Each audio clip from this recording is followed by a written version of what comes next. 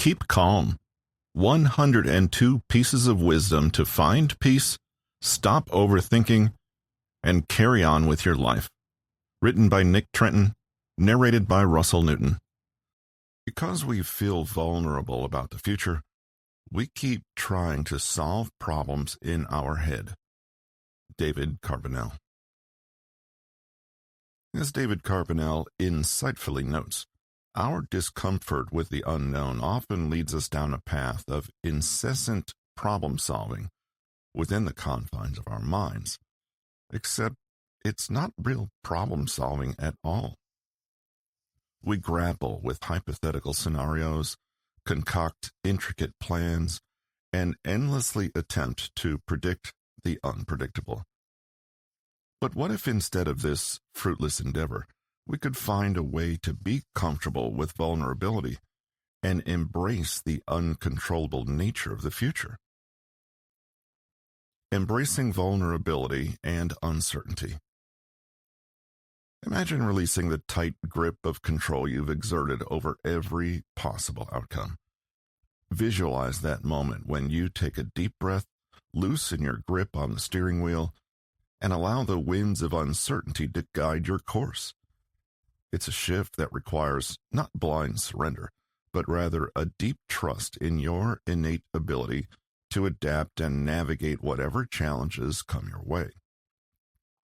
Think back to a time when life veered unexpectedly off course. Perhaps it was a sudden job loss or a surprise opportunity that turned your carefully planned trajectory on its head. Remember how, despite the initial shock, you managed to recalibrate your direction and forge ahead? In those moments, you tapped into an unexplored reservoir of resilience and creativity.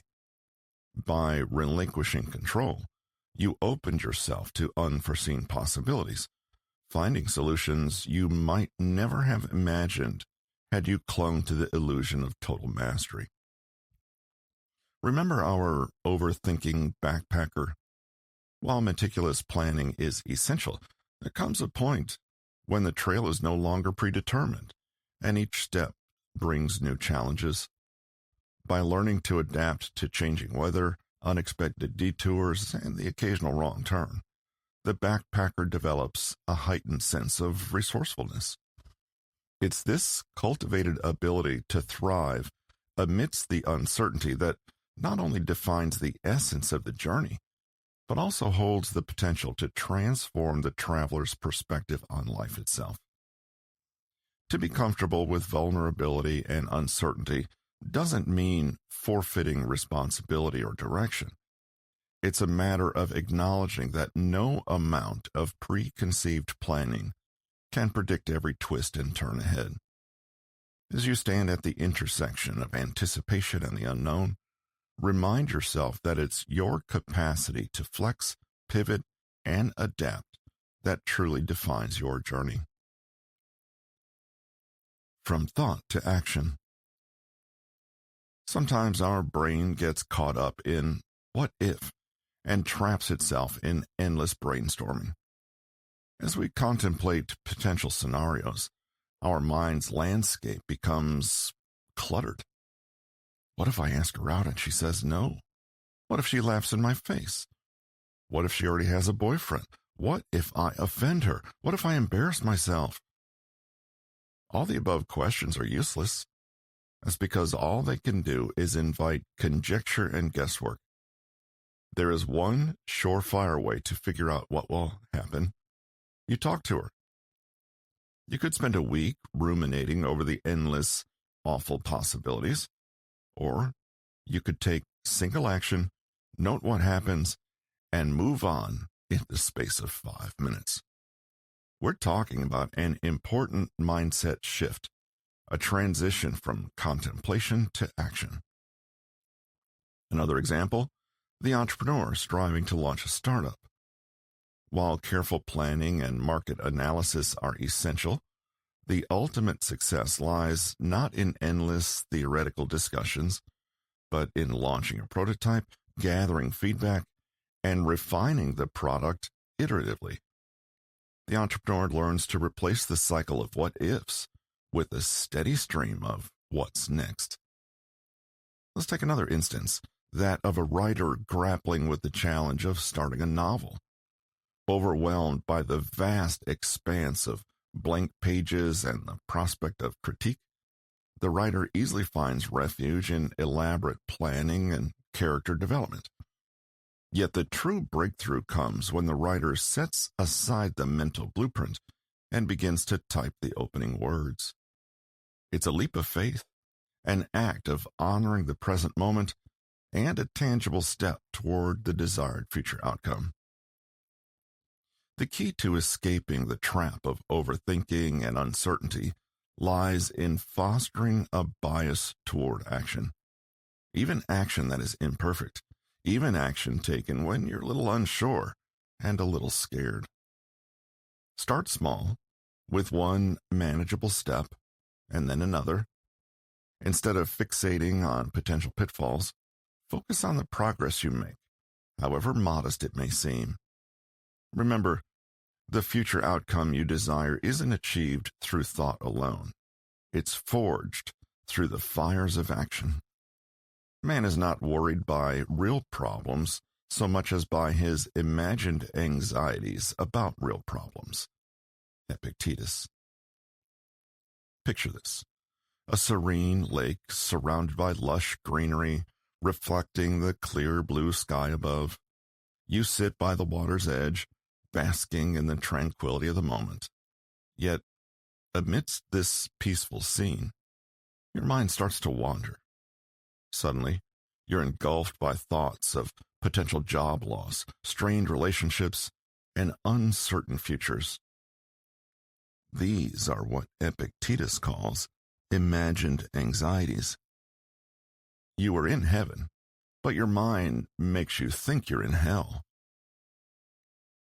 Questioning unbounded fears. Fear has a function. Your ancestors used it to help identify and flee from genuine threats to their survival.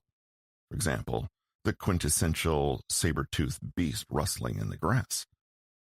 Your body doesn't know the difference between a thing and a thought about a thing, however. Fast forward to modern-day life. You could be sitting quietly in an armchair, and when you read about a fictional saber-toothed beast, you experience the exact same physiological reaction as your ancient ancestors did, except it's not real. Modern man's ability to think and imagine, then, is also an ability to terrify himself for no good reason. Take, for instance, the job interview you're anticipating next week. Your mind concocts a narrative of stumbling over your words, being rejected, and facing a bleak future. Yet, in reality, the interview is still in the future, and your current anxiety serves only to cloud your present moments. Or consider the social event you're dreading. You fear awkward conversations and judgment. But aren't you projecting yourself into a future that may not align with what truly transpires? By questioning the basis of these imagined anxieties, we can unravel their grip on us. Ask yourself, what evidence do I have that this feared outcome will happen? Is there another, more balanced perspective I could adopt? A big question is, am I reacting to this situation or my thoughts about this situation? Asking this means you're free to wonder if there may be a more useful way to think about things. Embracing present action. Sometimes we also find ourselves entangled in the rhythm of anticipation, yearning for a future that sparkles with our dreams. Yet, in our fervent fixation on the horizon, we risk missing the enchantment of the steps we take today. Epictetus's words hold a mirror to our restless minds, revealing that our true struggles lie not in the tangible challenges that confront us, but in the mirage of anxieties we weave around them. Imagine the aspiring writer who dreams of penning a bestseller. Every keystroke carries the weight of imagined expectations, reviews, accolades, and the shimmering allure of fame. In this future-focused trance, the writer overlooks the beauty of each word crafted, the stories woven, and the lessons learned in the process. They also overlook how boring the writing process can be on some days.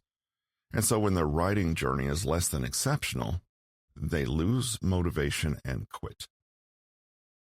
Epictetus's wisdom echoes here, urging us to draw our gaze away from the alluring horizon and anchor it firmly in the nurturing soil of the present moment.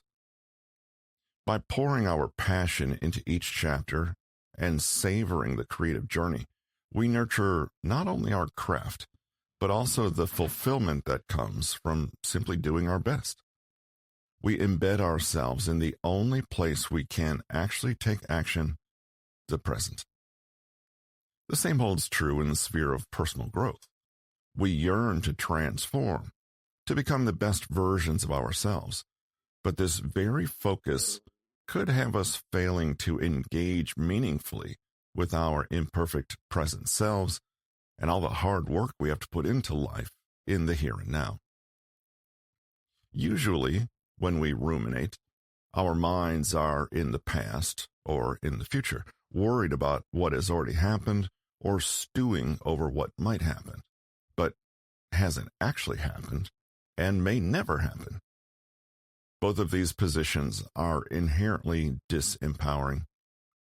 Anxiety that is projected into the past or future can grow unchecked to any size and take on any outlandish shape. It's only when we pull our thoughts back to the present moment that our problems become smaller, more realistic, and actionable. Take a look at the following thoughts. A.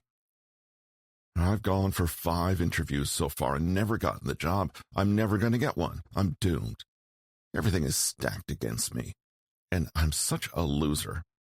How am I going to get out of this mess? B. I can't change yesterday. Things are challenging, but I have some resources available to me, and I'm doing my best. I found a job before, and I'll figure out a way to find one again. Now, what can I do today, right now, to make that easier? I know it's scary, but I just have to identify the step. Which thought makes you feel better? Which feels not only kinder, but more realistic? Perhaps most importantly, which thought is likely to inspire meaningful, practical action that will generally help to solve your problem?